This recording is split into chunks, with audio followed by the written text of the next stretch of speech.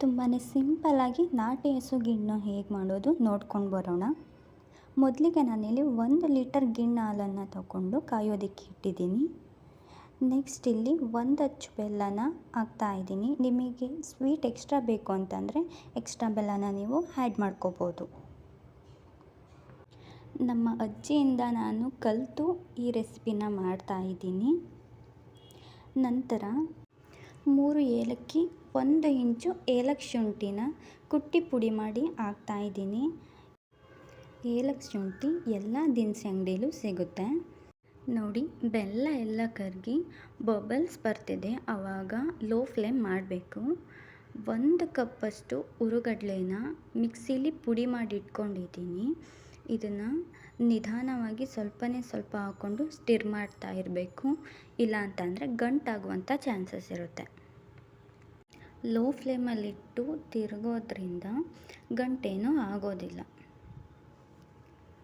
ನಂತರ ಮೀಡಿಯಮ್ ಫ್ಲೇಮಿಗೆ ಇಟ್ಕೊಂಡು 1 ಕಪ್ಪು ತೆಂಗಿನಕಾಯಿ ತುರಿನ ಹಾಕಿದ್ದೀನಿ, ಬಟ್ ಇಲ್ಲಿ ಮಿಸ್ ಆಗಿದೆ, ಸಾರಿ. ನೆಕ್ಸ್ಟ್ ನಾನಿಲ್ಲಿ 1 ಕಪ್ ಆಗುವಷ್ಟು ಅವಲಕ್ಕಿನ ಹಾಕ್ಕೊಂಡಿದ್ದೀನಿ. ಇಲ್ಲಿ ನೀವು ಗಟ್ಟಿ ಅವಲಕ್ಕಿನೇ ಹಾಕ್ಕೊಂಡ್ರೆ ತುಂಬ ಟೇಸ್ಟ್ ಚೆನ್ನಾಗಿರುತ್ತೆ ಕಂಪೇರ್ ಟು ಪೇಪರ್ ಅವಲಕ್ಕಿ. ನೆಕ್ಸ್ಟ್ ಇಲ್ಲಿ ಒಂದು ತವಾಗೆ ಅರ್ಧ ಕಪ್ ಆಗುವಷ್ಟು ಅಕ್ಕಿ ನುಚ್ಚು ಅಥವಾ ಅಕ್ಕಿ ರವೆ ಅಂತ ಏನು ಹೇಳ್ತೀವಿ, ಅದನ್ನು ಗೋಲ್ಡನ್ ಬ್ರೌನ್ ಆಗೋ ತನಕ ಇಲ್ಲಿ ಫ್ರೈ ಮಾಡಿದ್ದೀನಿ.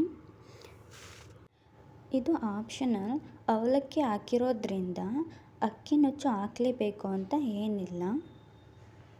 ಬೇಕಿಲ್ಲ ಅಂದರೆ ಇದನ್ನು ಸ್ಕಿಪ್ ಮಾಡ್ಬೋದು ನೀವು.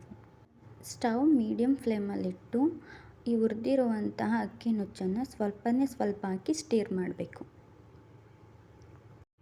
5 ನಿಮಿಷ ಆದಮೇಲೆ ಸ್ಟವ್ ಆಫ್ ಮಾಡಿ ಆರೋದಕ್ಕೆ ಬಿಡಬೇಕು.